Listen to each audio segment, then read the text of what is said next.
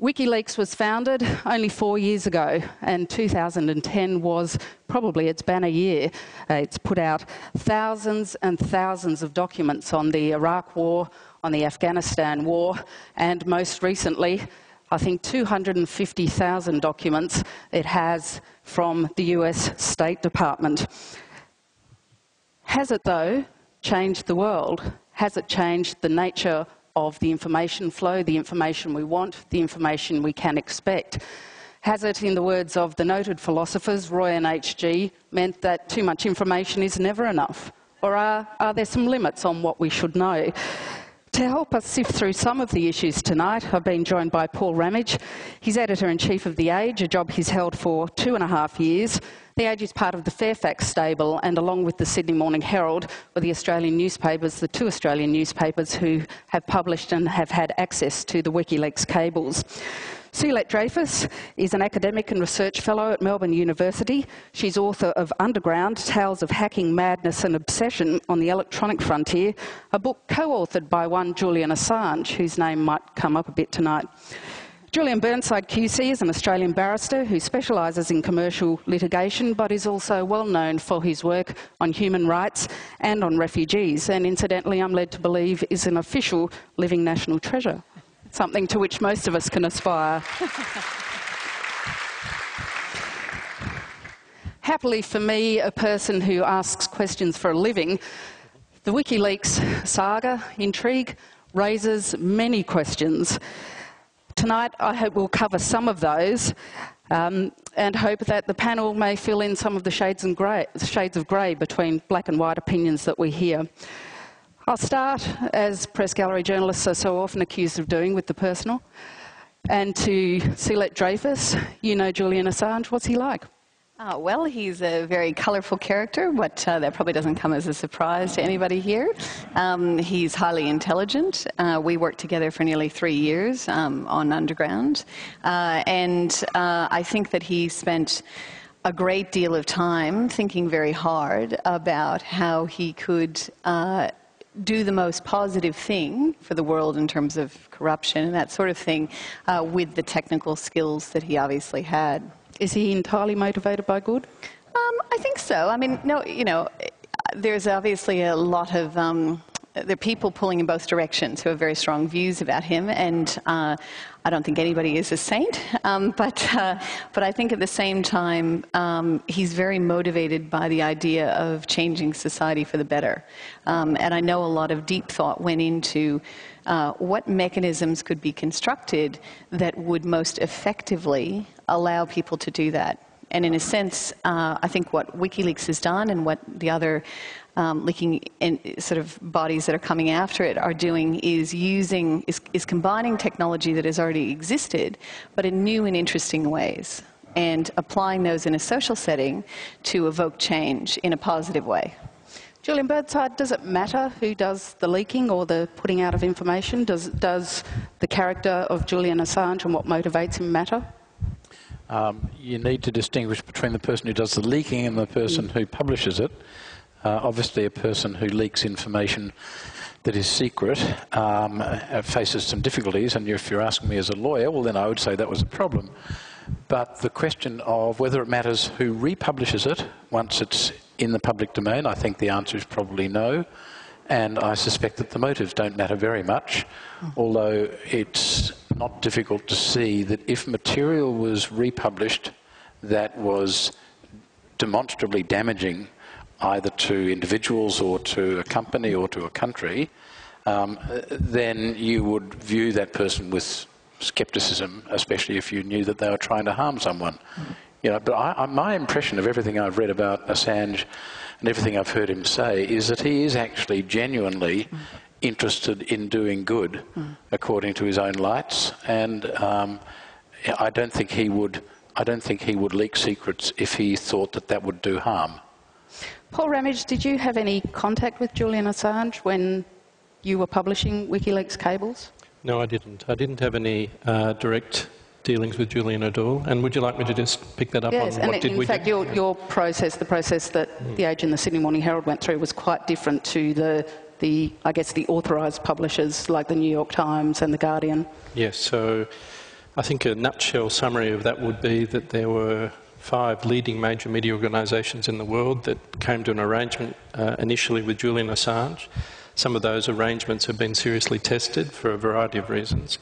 In the Age's case, through investigative reporting, and one reporter in particular, Philip Dorling, over 6 months, and Philip has described that as clandestine emails and meetings, and he travelled to London and he was able to get into one of the headquarters. And through that process, the Age got access to WikiLeaks that refer and relate mainly to Australia and its near neighbours. So we haven't signed documents, we haven't got a deal that we have to follow, we are not forced to put things up online after publication. It's our choice what we publish. We are currently withholding from publication quite a few issues, and that's been our process in a nutshell. Withholding for a reason, or just to put out at an appropriate time? One of the things about the cables is that they are cables. So they're not written like news reports. And in the parlance of journalism, sometimes the top of the story isn't about the 16th or 20th line of the cable, but it might also be a part story that needs more work. Questions need to be asked. It might be that the Age or the Sydney Morning Herald, with our standards, needs to establish or verify or cross-check some things. And there are certainly some that we are doing that sort of work on at the moment. You made the decision not to, as other media or organisations have done, put the whole cables up on the website when you published the story. Why was that decision taken?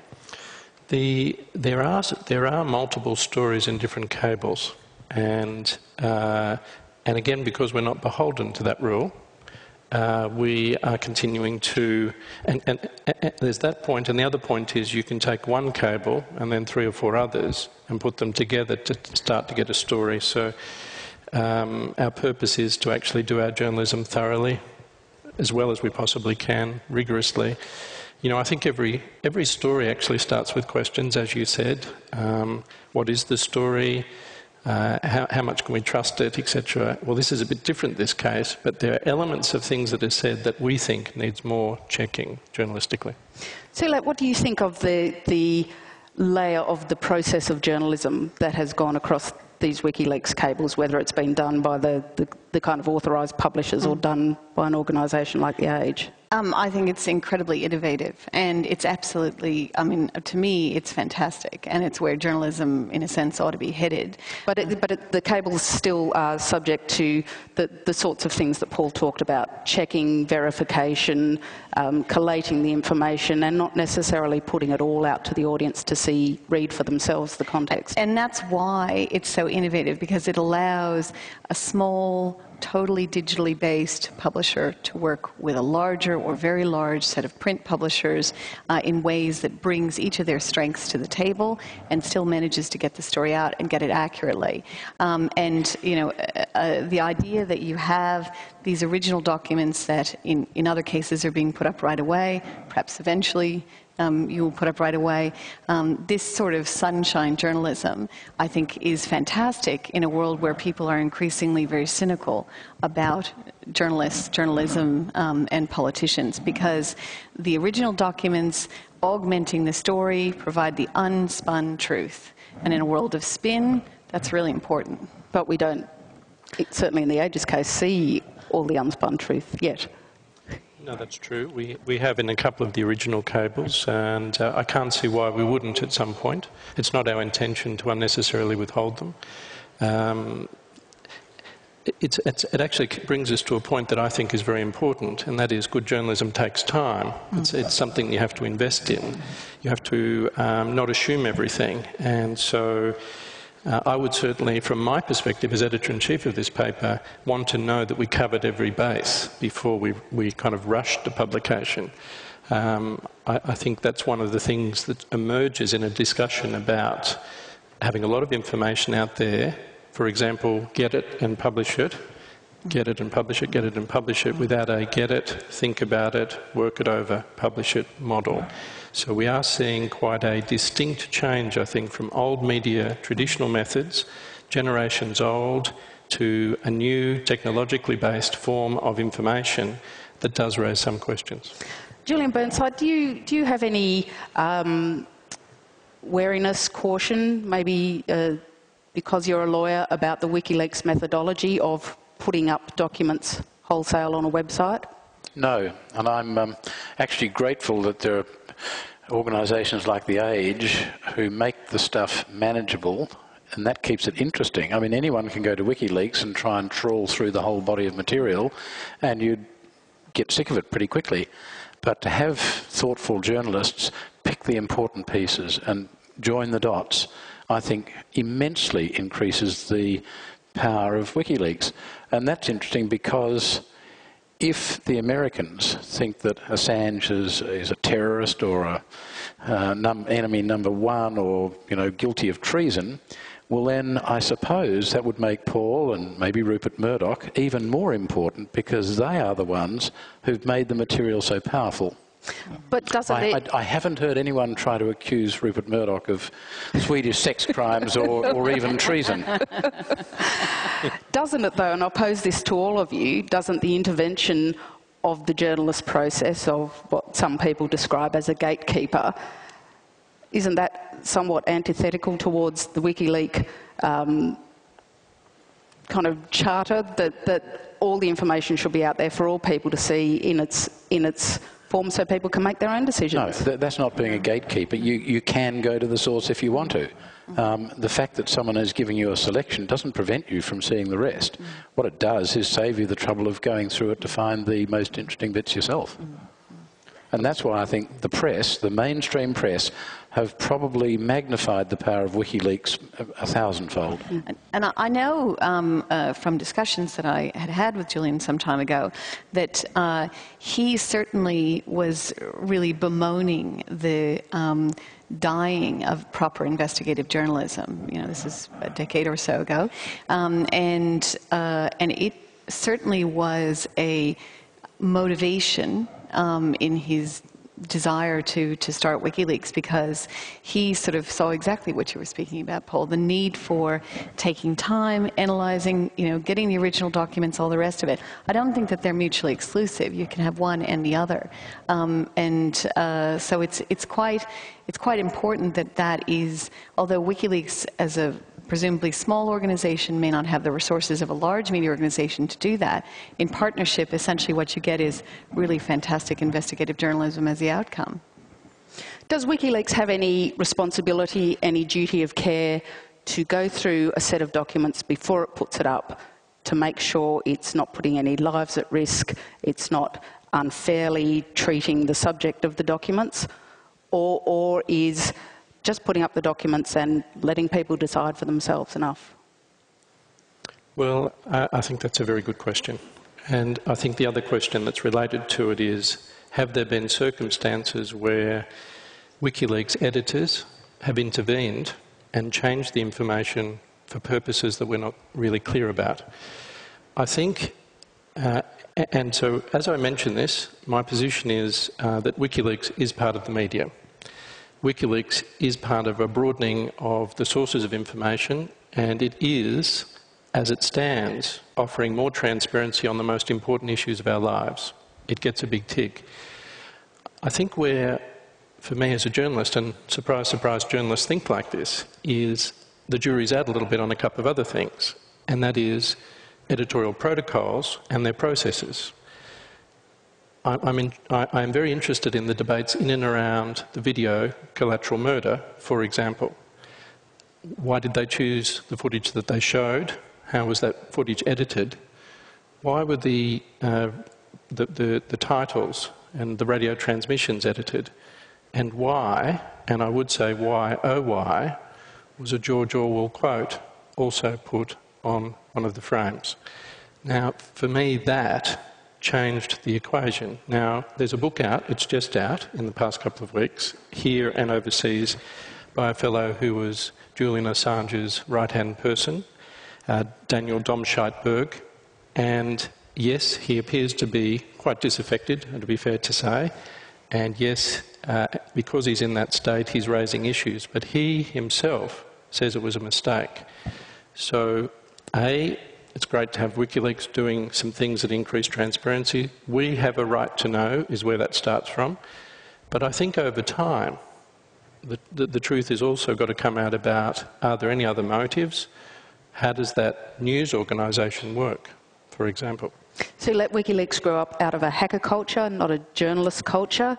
Does it need a bit of the journalist culture? Look, I think, or can it buy it in? Yeah, I think it's fair to say that, you know, as you mentioned, it's been around only 4 years, and in that time it's grown just exponentially. There's been no roadmap for the path that WikiLeaks has walked on, and so there's I suspect, a fair bit of learning that goes on in that process. And certainly, I wouldn't say that it came from the hacker culture in hacking in the illegal sense, but the original term hacker didn't mean someone who broke into computers. It meant someone who developed an interesting and creative and unusual technical solution to a hard problem. And I think that is exactly what WikiLeaks has done. So in that sense, it comes out of that culture. And there's been some learning curve, I think, definitely, on adopting more of the journalistic culture into that and merging it. But I think that if you look at the history of its publications, there's been a definite positive trend. Julian Burnside, do you think that WikiLeaks needs to have more of a journalistic culture?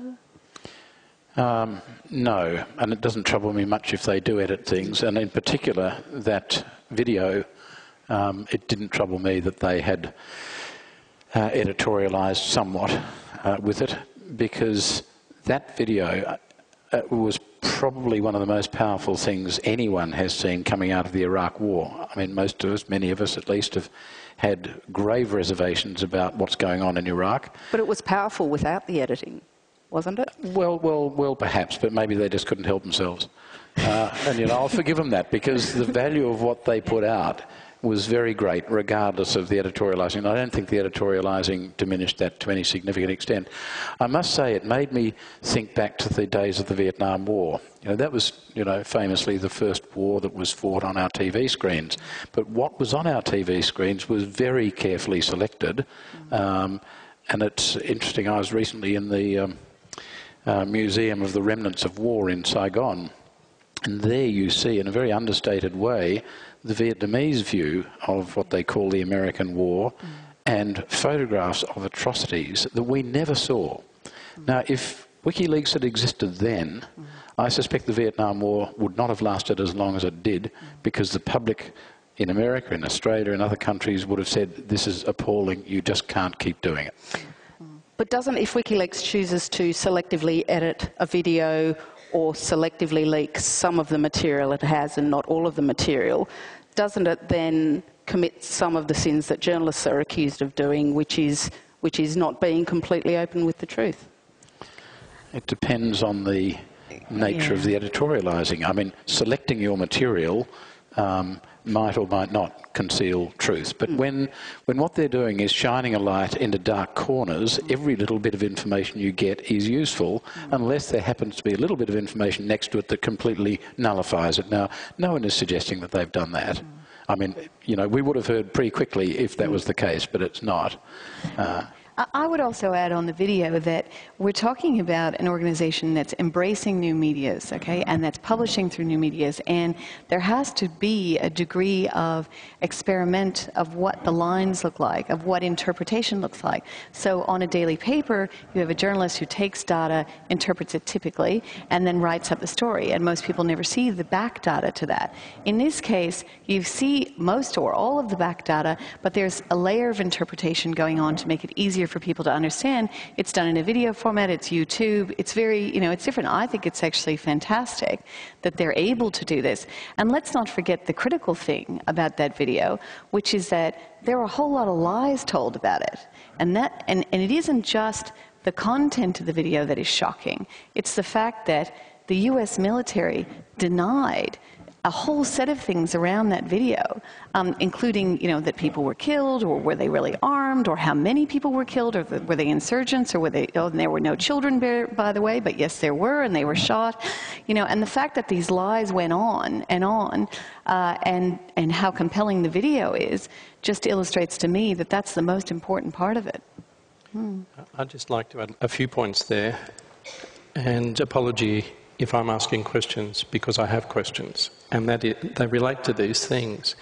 And I agree with these points, and we could quickly agree too that the Pentagon Papers of 1971 that the New York Times ran and then subsequently won a court case were very valuable in terms of the United States public's knowledge of the Vietnam War.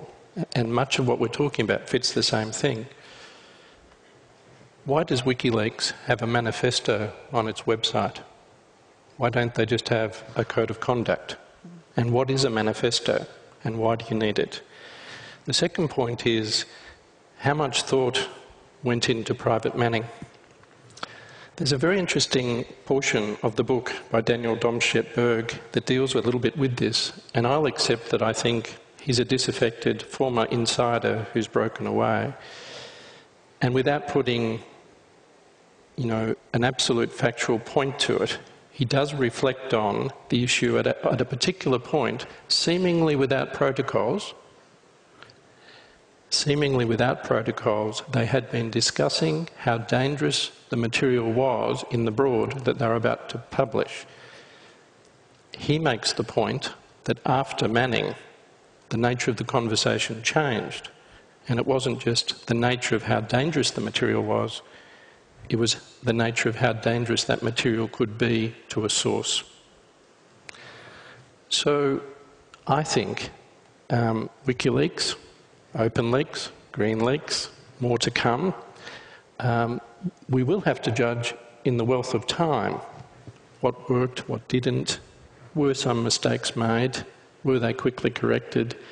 I'm not advocating old media ways for a new media world, but I am saying that it's very valid to ask some questions. Suelette, has Bradley Manning not had enough attention? Well, I think in the first instance, I don't think that Bradley Manning has been convicted, or indeed it would appear charged of anything. He's just sitting in solitary confinement. So, assuming allegedly that he is the leaker, what can you do except protect your sources? And it would appear that, to me, that the technical idea of WikiLeaks, having this anonymous place where people can send documents in, would have done that. So what the origin of the allegation against Manning comes from statements that he allegedly made to someone else in the hacker community who, I might add, might not make the best prosecution witness based on his background.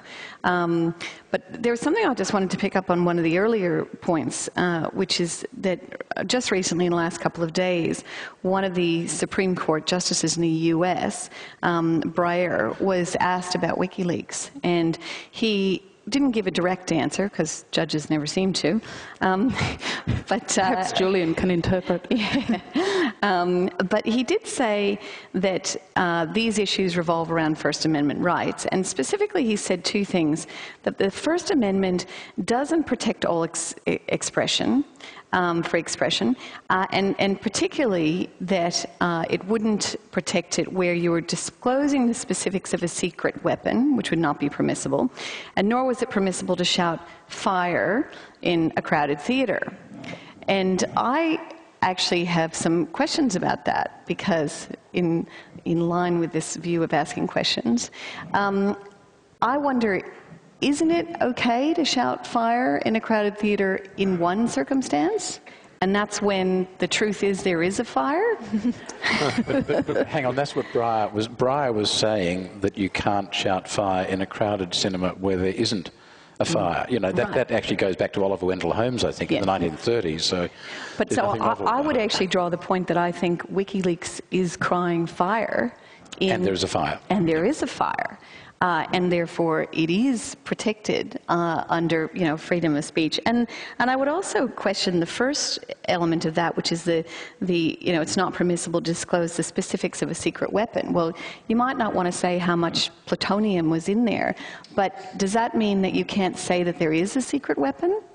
Because I would have thought that that could be in the public interest, and that's something that you would report. There's a little more to it than that, actually, because as was decided in the Pentagon Papers litigation, republishing something that has been obtained surreptitiously is not itself an offence, and of course the court refused to restrain any further publication. And the reason was that the boundaries of the First Amendment right is whether the speech that you engage in creates a real and present danger of some important damage. Now, I'm not sure that revealing the nature of a secret weapon would fall into that category. Of course it could if you make enough assumptions. Well, that brings us to the broad point. Should governments have secrets? Yeah, of course governments have to have secrets, but they've got too many at the moment. You know, in 1996, I'm talking about America now, in America, in 1996, someone has calculated that there were about 5.6 million documents which were marked as secret or top secret. In 2010, there were 55 million documents regarded as secret or top secret. Now, you see the same trend in commerce, where everything is commercial in confidence, even if it's a tram ticket. Now, one of the, especially if it's a Mikey thing. But the problem with this is that too much secrecy develops a culture where you can hide incompetence, corruption and the like, and it's secrecy not because there's any real danger associated with disclosing the truth, but because you might be embarrassed if the truth is disclosed. And one of the interesting things that happened in the wake of especially the cables was the embarrassment suffered by leaders of various countries when their foibles were revealed. Well, if they want to stop being embarrassed when the truth comes out, they better stop doing embarrassing things. Suelette, do you think there should be no secrets? Oh, no, I definitely think there should be secrets, but I think you're absolutely right. There are far too many secrets, and you don't get accountability without truth and exposure. And I think the proof is in the pudding in terms of the war logs that were released told us a story about 2 wars that were not going the way that we had been told they were going. And maybe the Afghan war was justified, maybe it wasn't, I don't know. But if we're going to spend 10 years sending our young men and women, but mostly men off, to come back in pine boxes and body bags and spend a great deal of money, we should know the truth. And I would actually argue that Australian politicians should have a tougher standard of truth. And the reason is because Australia has mandatory voting. So in a country like the US, which is where I'm from originally, you don't have mandatory voting. You could make the argument, people don't care, they don't know, they're not interested, they don't vote. Here, everyone has to show up to vote. And so I think there is an implied higher standard of politicians to actually tell the truth about how wars are going and all the rest of it, so that when people show up at the polling booths, they can make more informed choices. I think it's very interesting, if I can just butt in, interesting your comment about 2 wars that weren't going quite as people had been told. Of course, Keith Murdoch revealed the same sort of thing after he visited Gallipoli and then went on to London and was very heavily stamped on because he was going to tell the truth about the way that campaign had run. Paul, as the editor of a major daily newspaper, how do you think it would work for the government to release more of its secrets, and wouldn't those of us who have a tendency to be suspicious still be suspicious of what we weren't being told? Well, the first part first. Why don't we have an inversion of responsibility? When the senior editors of The Age have sat down and made decisions about publishing, we've said we can't publish if it puts lives at risk. We're clear about why we can't publish. And we came up with 2 or 3 very clear reasons. And I would add, anecdotally, that there's a wonderful passage in the new book out by The Guardian newspaper, where Alan Rusbridger, the editor of The Guardian, relates how Max Frankel, the New York Times editor 40 years ago, who fought the Pentagon Papers case, writes to him and outlines in 4 points what their reasons were, why they could publish, why they couldn't publish. Generation to generation, considered, appropriate, it works. Why can't we invert this process? If I'm making decisions of what I can publish on that basis, why can't politicians make the decisions on exactly the same basis? If it puts lives at risk, don't make it public. If it doesn't, what are the reasons why you're not making it public? This issue of secrecy is a virus that's running through our society. We've heard how many cases there are. I am currently before the New South Wales Supreme Court fighting a case where I'm being asked to reveal my sources in a matter that related to a federal minister and a leading Chinese businesswoman in this country. I will refuse to reveal my sources. The Age reported in the public interest. We used all of our journalistic skills to obtain information, to obtain documents, to cross-check, and to publish in the public interest. What we need is, if I can say that, and I have to go to a court of law and swear to that. How many politicians go to a court of law and swear that they made everything that they could make public? We need more accountability. We vote these people in. We pay them well. We need some more accountability. The test you propound of, if it puts lives at risk, that's the test the politicians have too, but they're talking about political lives. That's right. If I can ask too, though, government's not the only thing that has an impact on our lives. Business does as well. Maybe the legal system, academia, editorial decisions of newspapers. Are there secrets that are kept in those institutions that should be revealed too? Sure. Yeah, absolutely. Sure. You wouldn't want us to publish everything that we feel we know because we need to know more before we publish. So it comes back to that. You have a set of rules, a way of working, a way of understanding.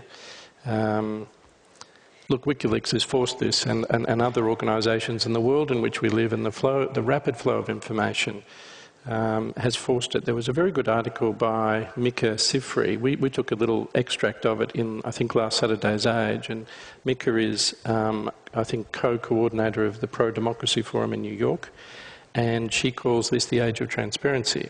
And it feels like that, doesn't it? Every moment of the day, you can, whether it's in user groups or professional ways of getting information, you can be very, very well informed. In and around that, in a more transparent society, in my view, I just think we need to understand how did that information get there, and were there ways of checking it before it was put out seemingly as fact. Sorry, I was just going to say it gets back to the issue of the importance of whistleblowers, and in a sense they're the bravest people in this stew, this mix of things that are out there. Although I would say that one of the, I think, very positive things that has happened as a result of WikiLeaks that I've really noticed over the last 6 to 12 months is the world media is much braver than it used to be. I think that the journalists are willing to take risks and push boundaries and go in harder and not be so embedded the way they were before. But just in terms of whistleblowing, there is some legislation that is due to come up in federal government in this next, I think, sitting that'll be around whistleblowing. And the federal government hasn't released the draft of what that looks like, but it'll be very, very interesting to see if it's just watered down, middle of the road. Is it best practice in Australia? Does it mirror the Queensland legislation, which actually provides protection for members of the public service who, as a last resort, blow the whistle to the media? Or is it going to be world's best practice, which, as I understand it, is actually being drafted at the moment in Iceland? So that's IMI, the Icelandic Modern Media Initiative. And I think that we should have AMI, the Australian Modern Media Initiative, which basically is a whole slew of legislation that will protect journalists, protects the journalist-source relationship, protects the whistleblowers. Finally, before we move on to some questions, and you might like to gear up your thoughts at this point for questions, the United States has worn the most opprobrium during this process of WikiLeaks releasing its State Department documents. Point's been made several times that it is probably the society most likely to have this information leaked, that WikiLeaks hasn't leaked information from much more oppressive governments and societies and probably couldn't get access to it. It's the nature of the US sharing its information probably too widely within its own structures that has allowed this to happen. And the point, I think, in Bill Keller's article that he made was that the US government didn't try and stop the New York Times publishing. Has the US been unfairly cast as the poster boy for a lack of transparency, as the person in the black hat, as the evil country in this process? I went to the WikiLeaks website to ask myself that question a little bit, and I went through everything that they've achieved since they started, and I saw a lot of things that weren't about America, is the first point. However, this cache of material is clearly the most powerful, far and away. I think it's a valid question to ask. I've noticed in a range of voices some views that I tend to agree with, that it's hard to just say they went for America and they got them when America had loosened its, the way information travelled through its network, particularly with the military post 9/11. It's hard to pin America again when WikiLeaks didn't investigate and find, unless there's something we don't know, but it was leaked.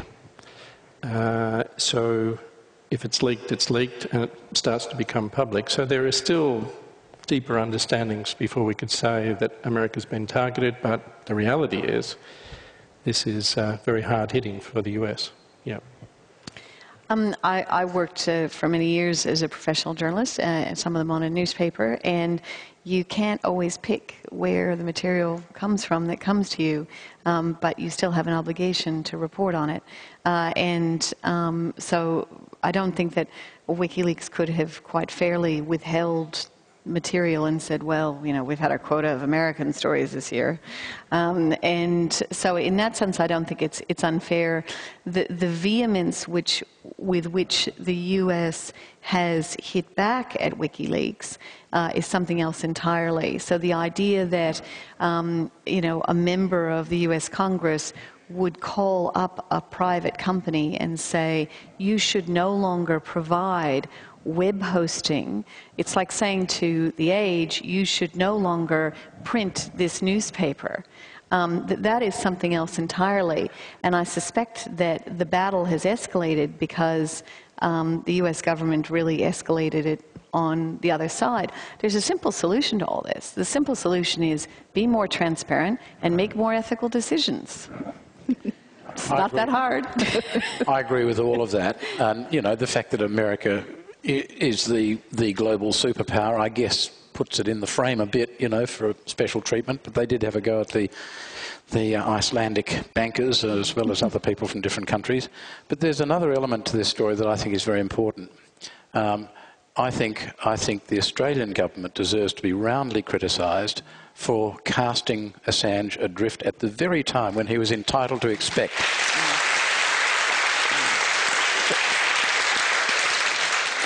Every Australian citizen is entitled to the help of their country if they get in trouble outside the country. The government, though, has walked back from that initial response. Well, they've limped back in a very unconvincing way because they realised that they'd just trodden on a massive dog turd.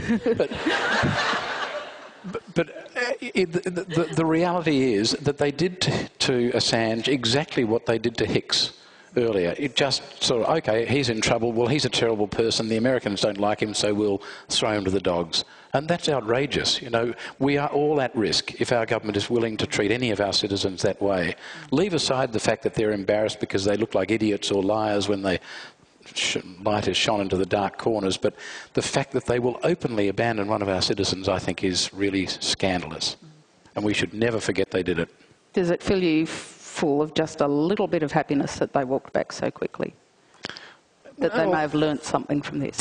I think it's pretty unconvincing, actually, and will be interesting to see what happens the next time an Australian gets into some sort of notorious trouble overseas. It wouldn't surprise me in the least if they did the same thing. Yeah, well, first it was John Howard who ignored Hicks and Habib, and this time it's Gillard ignoring Assange, and even suggesting that they might cancel his passport so that he wouldn't be able to get back. God almighty. I think one of the really interesting things about this is that the you know, an integral part, and I write about this in the revised version of Underground, an integral part of sort of the Australian psyche is about a need for fairness. You know, you be fair. And I think the reason there was such public outcry, I mean, really you were seeing disapproval ratings of how the government was treating Assange in this issue of 80%, 75-80%, which is pretty surprising. It's very, very high. You don't see that in many results. But at the heart of that is the fact that people were deeply offended, that this really offended that element of the Australian psyche that was about fairness. They recognised this was really unfair. This is an Australian citizen. And Julian Assange gave a fantastic quote, which I think ran on the front page of your newspaper, which said, you know, are we all to be treated like David Hicks, just so that Australian diplomats can attend the best cocktail parties at embassies? And it really sums up the nut of the problem.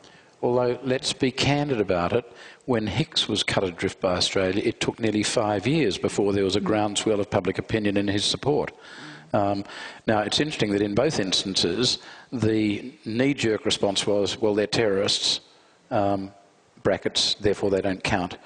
But that just didn't seem plausible with Assange. I know that, you know, Joe Biden and Joseph Lieberman are trying to run the line that he's a terrorist, but no one actually believes that.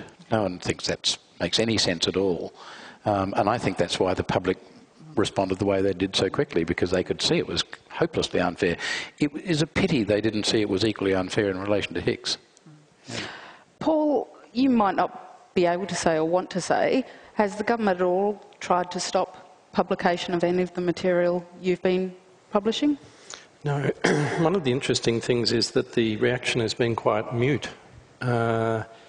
I think, and I think it would be fair to summarise at this point that the cables published by The Age have caused embarrassment to individuals, governments, sometimes a corporation or two, but they haven't done anything worse than that. And nor have I had calls from a Prime Minister or a Minister, I would say. I was very interested in that sense to read John McCarthy's essay. It's in AsiaLink Essay, the first one for this year.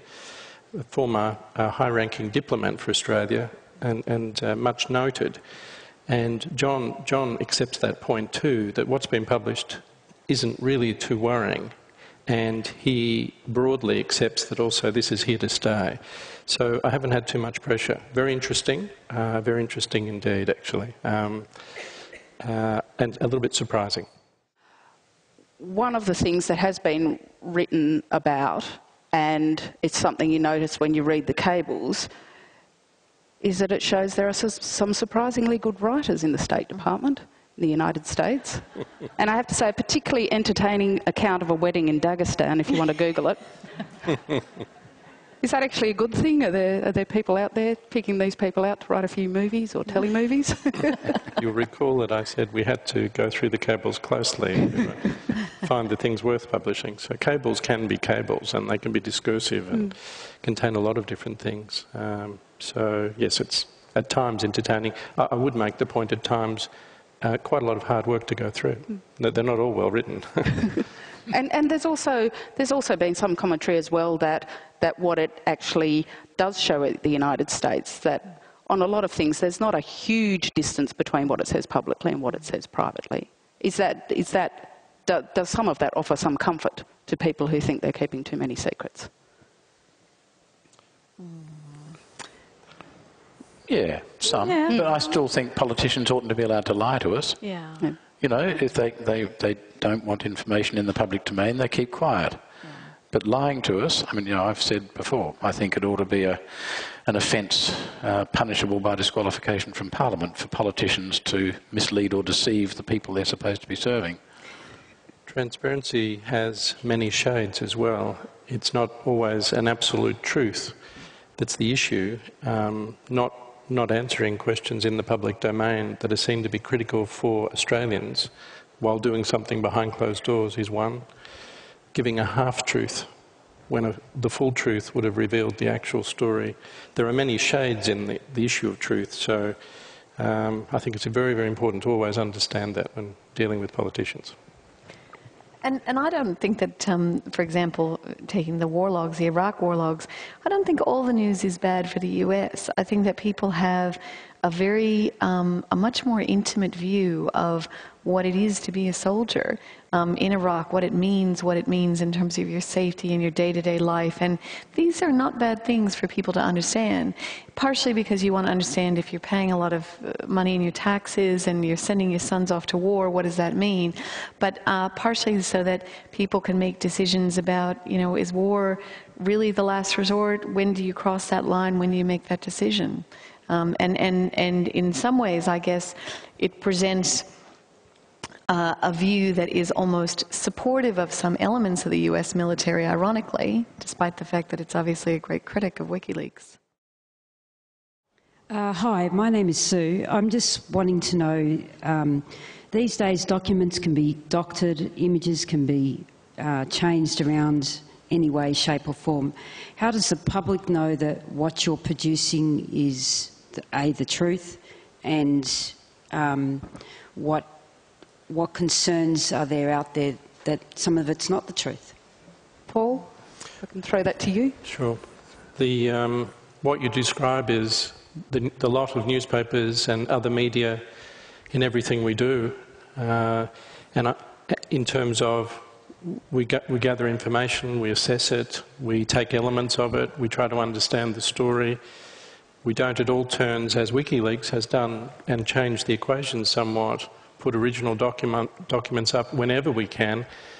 However, I think there's a shift, and I think that this sort of shift, I noticed that the New York Times has got an encrypted site now for leaks.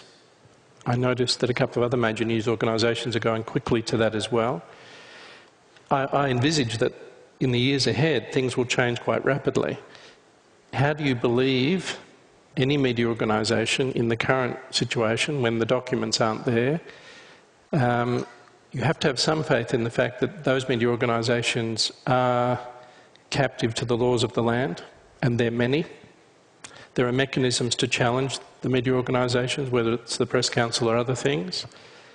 There are ways to respond and get a right of reply. It is a sort of a church of opinion, a churning thing where people are meant to take part. Serious issues that do come to me, I deal with, and we do investigate at times how a story was written and what may or may not have happened or gone wrong. So, for The Age, a paper born in 1854, we do put our standing on the quality of our journalism. And so we will respond and take seriously any complaints where people say, well, we don't think you got it right. Not always an easy task, but that's what we set out to do. I think there's another dimension to deal with the problem, and that is that if a document that's put on the web by WikiLeaks has been faked up, then the person responsible for the document will very quickly tell the public that's a false document. I mean, they'd love that. They would love to be able to discredit WikiLeaks. So I think probably the best guarantee of authenticity is that no one's coming forward and saying they're fake. I believe that earlier on, several years ago, WikiLeaks did publish a document that was false and said that it believed that it was false. But it published it anyway, and I thought that was very interesting because I think the rationale at the time was that you can sometimes tell as much about the truth from a false document that's declared to be false, that's identified as false, as you can from a true one, because you have an idea of who would be behind that, what would be their motivation, why is someone doing this. And if I recall correctly, it was a document around the Kenyan election, and it was designed to discredit the opposition candidate by, I think, implying that he was going to agree to introduce Sharia law into Kenya. And so, you know, clearly there were motivations from within government to actually discredit the opposition leader. So you can actually learn a lot from false documents as long as they're declared as much. We do have a few more minutes for questions, so I'll take another one from this side. Thank you. John Birmingham alleged in an article published in the Monthly that people were going to be murdered by the Taliban as retribution for their collaboration with the Americans. Do any of you have any comment on the truth or otherwise of those claims? Thank you. It turned out to be untrue. And I think even the State Department in the US has now said, yeah, well, no one has actually been hurt as a result of the publication. Of course, that's partly because they're trying to minimise the apparent significance of the documents which were revealed. But I've not heard any reports of anyone being adversely affected. But we may not necessarily... Apart from the politicians. Yeah. We may not necessarily hear reports. I think we would. Hay. Same thing. Anything the government can do to discredit WikiLeaks, they will do. Terrific. Another question from this side. Hi, I'm Julie. I'm just wondering, WikiLeaks, I think, has had a far greater influence on world politics than you've discussed tonight. Considering the culture of revealing corruption in government, and considering that a lot of the people in the Middle East, I've seen reports of them demonstrating and about Julian Assange, and they consider him a hero. Has he had an effect on what is happening in the Middle East now? Suelette, do you believe that Julian Assange is changing the Middle East? I do. I don't think it's solely him, but I do think he's had a profound effect. I printed out before I came here a map of the Middle East, and I was just looking at it, and really there's a whole swath of countries from Tunisia, on the left-hand side of the map, all the way over to, I think there have even been concessions in Jordan on some issues, to the other side. And it's clear that all of these countries have been affected by WikiLeaks. Were there problems there before? Yes. Was there dissent before? Yes. Did people necessarily have that tipping point of information that's verified what they believe they were seeing in their everyday lives was actually across the whole country? Possibly not. And that's the difference. One of the really concerning things that I see is a degree of, I'm sad to say, hypocrisy from the US, and particularly from Secretary of State Clinton, on the issue of saying, on the one hand, no, you guys in the Middle East, it's really important you have a free internet. You shouldn't be shooting at these protesters.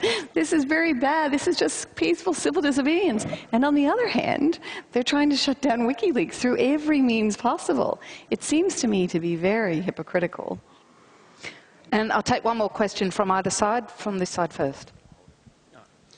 Hi. Well, I just wanted to pose a bit of a challenge to the idea that laws in protection of whistleblowers would be enough to actually protect people who do these kind of things, because it's already illegal to hold someone in solitary confinement in America for 7 months straight, like Bradley Manning is, without being charged. So clearly governments are not above breaking their own laws when it comes to defending their interests and agenda. So, I think there needs to be more of a systemic change. But I want to know your opinions on that. Julian Burnside, does there need to be a suite of legislation rather than just simply whistleblower protection? Look, it depends on the content of the legislation. I think it is capable of working well, but of course governments have to believe in it. We've had freedom of information laws in Australia for many years now, but governments regularly try to step around the obligation to make documents available under the FOI legislation. I'm sure that the whistleblower legislation will run into the same sort of realpolitik when it's put to the test. But at least, if it's properly drafted, when Paul goes before a New South Wales judge, he won't run the risk of being put in the slammer until he comes up with the name of the source, because that is exactly the threat which journalists face, and we saw that in the Alan Kessing case. So, I think that sort of legislation can be made and can be made to work. Whether you can make it work as widely as you might want ultimately depends on political will, and I can pretty much guarantee there'll never be political will that's going to shine too much light into government workings. And a final question from this side. Hello, just a question for Paul. When can we expect to see the Age publish more leaks from Australia, our own country itself? I seem to remember reading somewhere that these would be available from the end of January. And we haven't seen much at all published by yourself. You must be getting a lot of leaks about us, but not publishing them. Well, you can rest assured, you'll pick up what I mentioned earlier as well, that we are actually working on documents as I speak. The only way I know how to work is we don't publish until we're satisfied. But you can rest assured there'll be quite a few more leaks in the age. We're working on a lot of material, and so it's a combination of resources, the type of journalism we do, but you will see quite a few more leaks in the age, yes.